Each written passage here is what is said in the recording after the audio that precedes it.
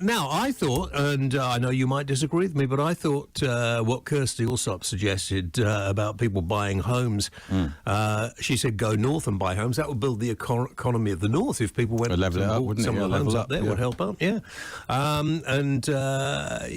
think she's right to a lot of things. I think a lot of kids today, they expect to be able to go out and boogie and have a good time. And there are so many of these, the coffee shops are expensive. There are bars on every corner. I mean, only 20, 30 years ago, you couldn't do all of that. You buy two coffees a day, it's like 30 quid a week. People don't realise that. Well, it's about 3 quid, isn't it, for a coffee? Which is ridiculous. Well, I don't. And so you stick two a day, 6 quid. Well, it's 30 quid a week, and that's just your coffees without your sandwiches. So that times up by the year, that's £1,500. Don't you get luncheon vouchers anymore? Yeah, I still get the luncheon vouchers. Oh, right, okay.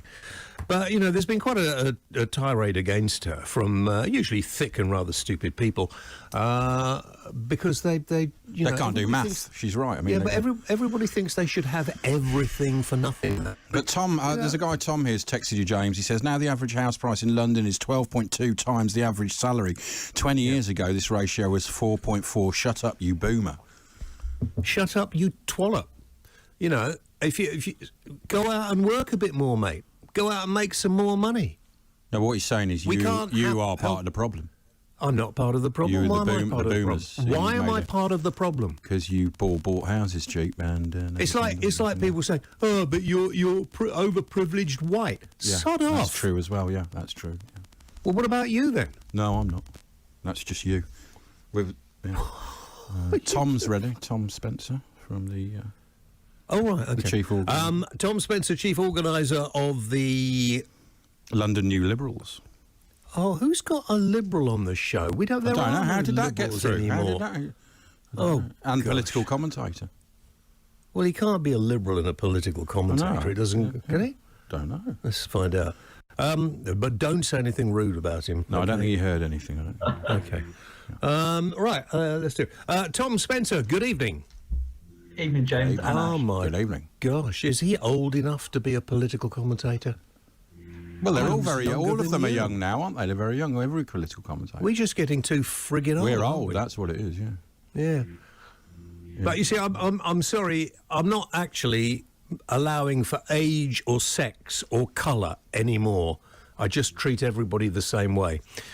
So, Tom, you look pretty young. So presumably you can't afford a house.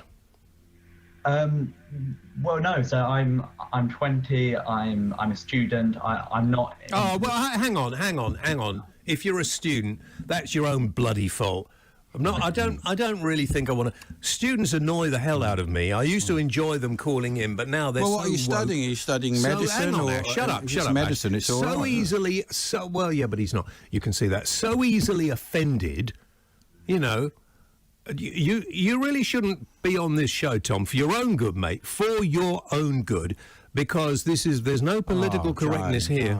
No political Let's at least find out what he's doing as a degree. Oh, okay, fine. Law. But...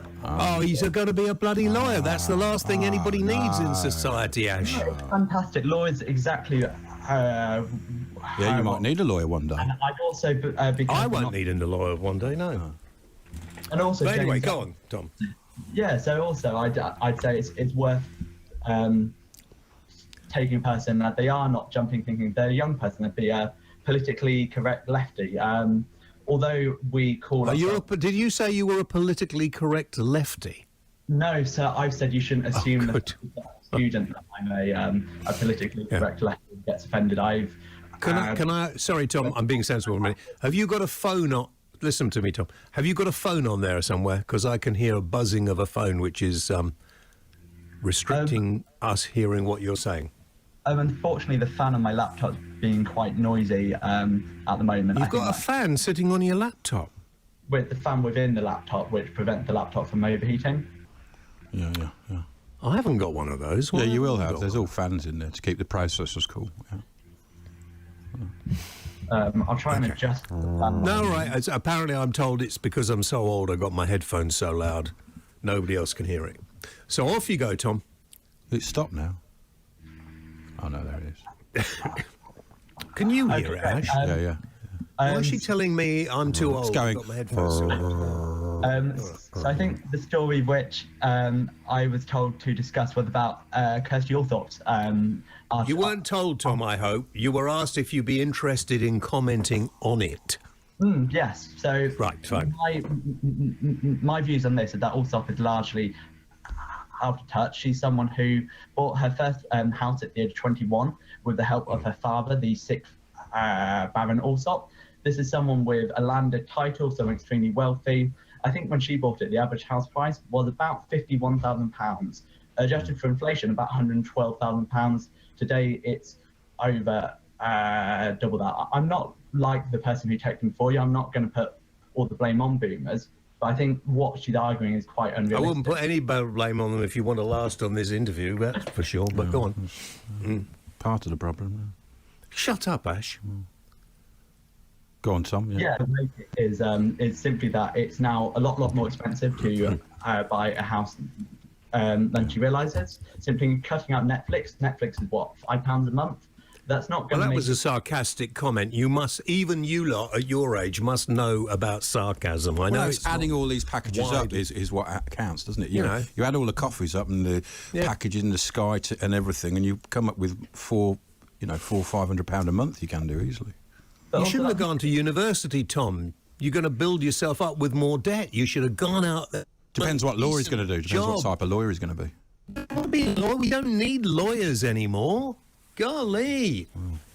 And just because somebody happens to come from a landed gentry and has a wealthy family. Listen, I bought a house in 1973 or whatever it was. I was about 23 at the time. And I was living in Newcastle upon Tyne. Things are a little bit cheaper there, but I was earning 50 quid a week, £2,500 a year. And the house I bought was around about £10,000. So 10 grand. shut up. Sheds cost more than that. Shut up. And it's relative, but then, you know... It's not relative, though, is it? That's the point. Things are more expensive now because we haven't built enough houses, probably. Yeah. But if you really wanted to get a house, and lots of young people at Tom's age don't want the responsibility, don't want to have to be weighed down by a mortgage or, so they don't bother. Yeah.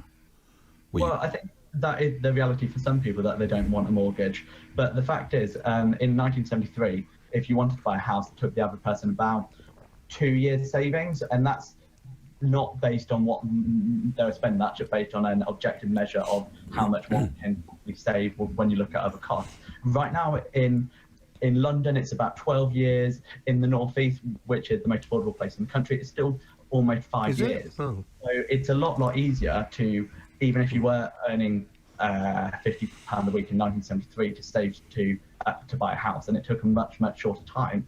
And also, if you look at how young people are spending their cash now, a lot less actually goes on social and leisure, and that's because rent and house prices have gone up so much. Simply, young people don't have enough money to spend as much time on going on nights out. Get another bloody job. Get yourself a couple of nights in a bar. For goodness sake. I didn't in the 70s think back, oh God, back in the 40s, just after the Second World War, things were so cheap. I wish I'd been around then. Life changes. You've got so many more things going for you now than we had 30, 40, well, for me, 60 odd years ago. And people just moan. Your generation moan non-stop. You moan about people upsetting you, moan about people being rude to you, you moan about people bullying. Let me just give you a bit of advice, Tom. In the very near future, you're going to be called up to go and fight the Russians. All right? I know I had the same problem with Vietnam. So all these other problems just sort of pale into insignificance, Ash, don't they? Yeah, and you'll have to get a haircut, Ash, by the way. When I go to Russia, to fight. Yeah. But we didn't. Luckily, I won't be able to go. No, but I mean, in a war. You went and got a job. You bought your house at a very young age when houses are very cheap. This seems pretty nice to me. For people my age, we have to wait until we're in our 30s because we have to earn money for so much longer to just be able to save up. We're spending less on leisure. We're spending more on rent because simply there's no other option. I don't see you spending less on leisure. Every bar is packed in the evenings at weekends now that COVID's gone. sort of. And every, nightclub, people are clubbing like it's 1984 or 1999. whatever. Yeah. I mean, it's just, you're always out, you lot. As it was when you were the same age, based on spending it. I worked all the time, mate. I never went out. I was a father before I was 20. I was a father in my teenage. I had to work. I had to find a home for my kids, and I just got on with it. But people don't do that anymore. While that might be the reality for you, if you look at the bare stats, people spent a lot more money at young ages in the early 70s than what they do now on personal enjoyment. For a lot of young people in London, I think about 70% of their income goes on rent. You only have 30% left to spend on food, groceries, gas, etc. There's really nothing left to actually spend on going out, on smoking, on having fun. There's simply not the money there to live this lifestyle of avocado toast and Netflix, which we didn't have avocados when I was a kid. We didn't even know what bloody avocados were. Or Netflix. Or Netflix. You had BBC One and ITV, and then you got really excited when BBC Two came along, and when Channel 4 came along, we thought, golly, life is great. Little did we know it was all going to be left-wing, but there we are. Sure, but I don't think anyone's arguing that life now is worse than what it was in 1973 or anything like that. What they're simply saying is life could be a lot better, and the way to do that is simply to build more housing, making it easier for people to build houses, then it'll be a lot cheaper. And the way Allsopp's article is saying is she's saying this unaffordability problem doesn't exist. It's a problem that does exist. It doesn't mean that life is now worse. It's always existed. I mean, okay, things get better in some ways and worse in other ways. But if you really wanted to get a house, Tom, you're just a student. You could have 4 other jobs on the go easily. I mean, Ash used to. When I was 24, you could easily buy a flat in London. No, easily. Anyone could who had a job. Yeah, but you bought them, and they didn't build enough, it's impossible which is now. what Tom was saying. It's impossible now. I mean, there's a lack of council houses because they didn't build. You've got the foreign investment.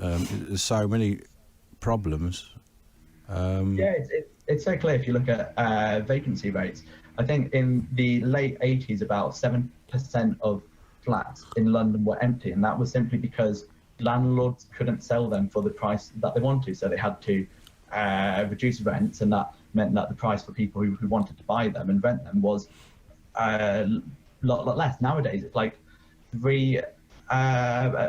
There's simply not the supply there for people to move in. So the trick is really we need to build more housing, build more flats, get the supply up. Well, we've needed to do that always. We've never built enough houses and enough flats. Personally, I hope they don't, because it might bring the cost of our places, Ash, down. I mean, that's I a hope good they point. don't build any more. But, don't think about it.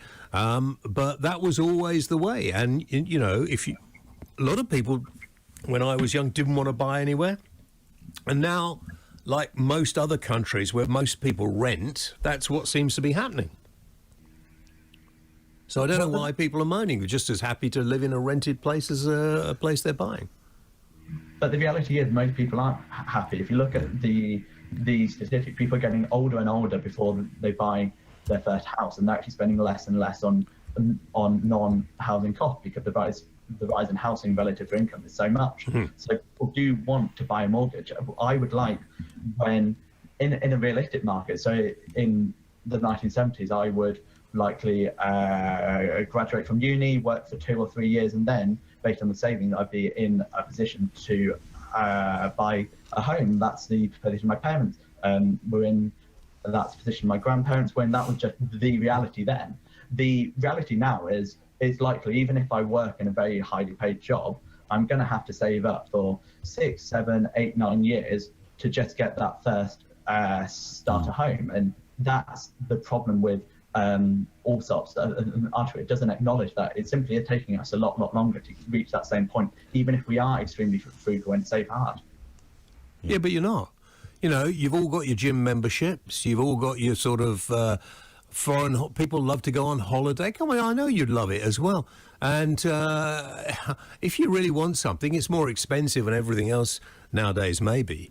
But if you really wanted it, then go out and work for it. Go out and find a way of making a few bob. Do so. There are loads of jobs around now, jobs that are pretty, not really requiring a lot of training that, even somebody who wants to be a lawyer could get just to do a few evenings a week.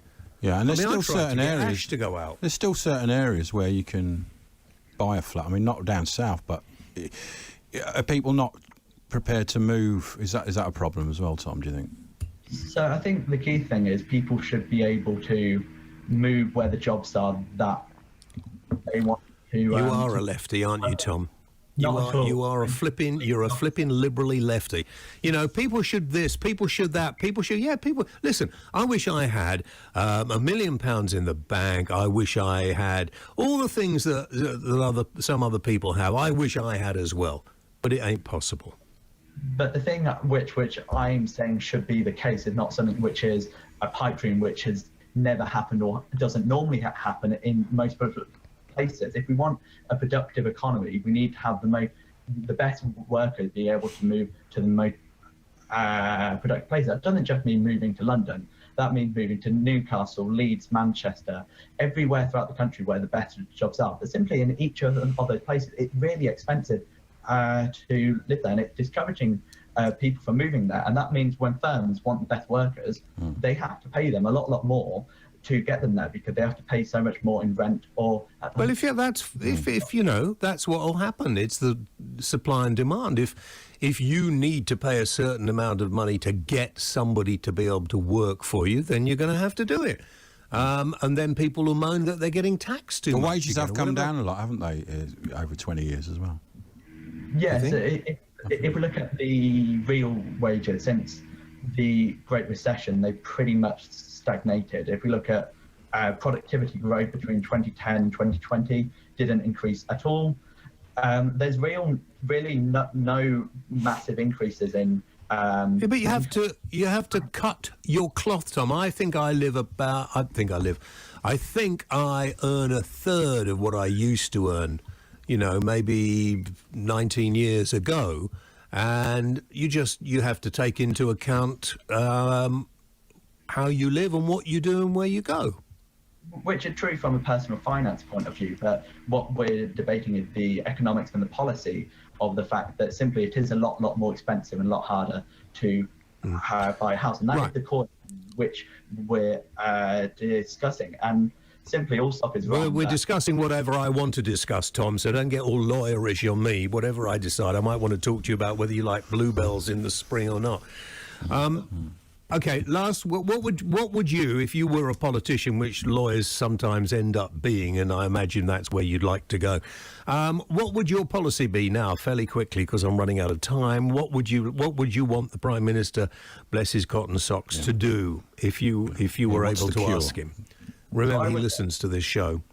So I would have the government immediately have planning reform. I think it should be much easier to build new homes. The best plan for me is street voting, which is basically where you can have a street vote on a design code, and all houses consistent with that design code get built. The evidence from places like Tokyo and Israel implies, Korea and Israel implies this can build a lot of homes very quickly. And it seemed the best way to get more beautiful homes built and will help bring the cost of housing down in a measured way, so homeowners don't have too much negatives either. All right, Tom, thank you very much.